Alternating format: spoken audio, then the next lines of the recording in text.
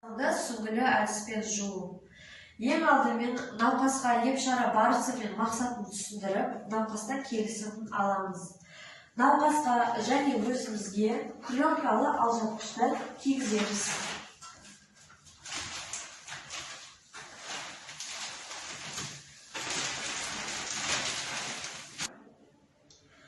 Кигіз болған екен, науқастың арқасын, орындықтың арқасына тығыз сүйкеніп тұратындай қылып отырғызамыз.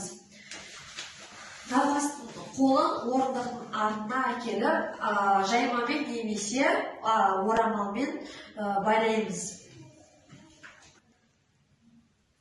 Егер науқаста алмалы-салмалы тіс протездері болатын болса, алмалы-салмалы тіс протездерін аламыз. Науқастың екі аяғын ашып, екі аяғын арасына жуынды суға арналған шылапшықты қоямыз. Науқасқа түсіндіріп болып барлығы болғаннан кейін қолымызды гигиеналық деңгейде өңдеп, қолғапты киеміз. Қолғабымызды киіп болғаннан кейін жуан асқазан сүңгісін алып, залалсыздандырылған жуан асқазан сүңгісін алып, өлшейміз. Ол үшін ең бірінші белгі сүңгінің саңылаусыз ұшын науқастың күрек тұсының астынан науқастың кіндігіне дейін белгілеп алып, осы белгіні белгілеп алып, науқастың 4 саусағын, алақандағы 4 саусағын осы белгіге қосып, сол белгіні қайтадан белгілеп аламыз. Осы жерге лейкопластырмен жабыстырып белгілеп аламыз.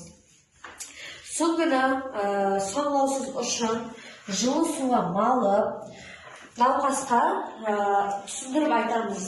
Сүңгіні енгізіп жатқан кезде сүңгіні тістемеуін және де мұрнымен демалып жұтынуын сұраймыз.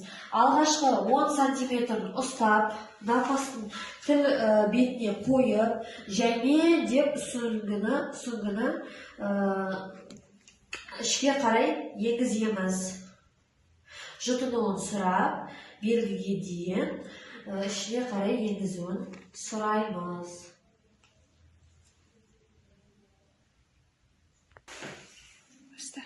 Белгіге дейін енгізіп болғаннан кейін сүңгінің екінші ұшынан біз шыны құйғыны жалғастырамыз. Шыны құйғыны жалғастырып, шелектегі суды алып, құйғымен суды алып, құйғыны науқастың тізе бойына дейін түсіріп, суды құямыз. Суды құйған кезде 1 литрге дейін, немесе жарты литрге дейін суды құйып, жаймен құйғыны көтереміз. Су құйғының төменгі жағына барған кезде біз құйғыны қайтадан төмен түсіріп, шылапшыға төгеміз. Осы іс-әрекетті асқазаннан таза су шыққанға дейін орындаймыз. Таза су шыққанға дейін орындап болғаннан кейін сүңгіні дәрке салфеткасының көмегімен ұстап, науқастың ауыз қуысынан жаймен шығарып аламыз.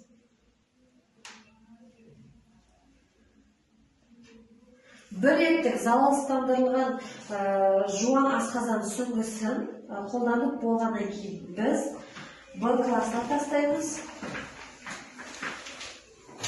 Ерітіндіге салып, қолымыздағы қолғапты шешіп,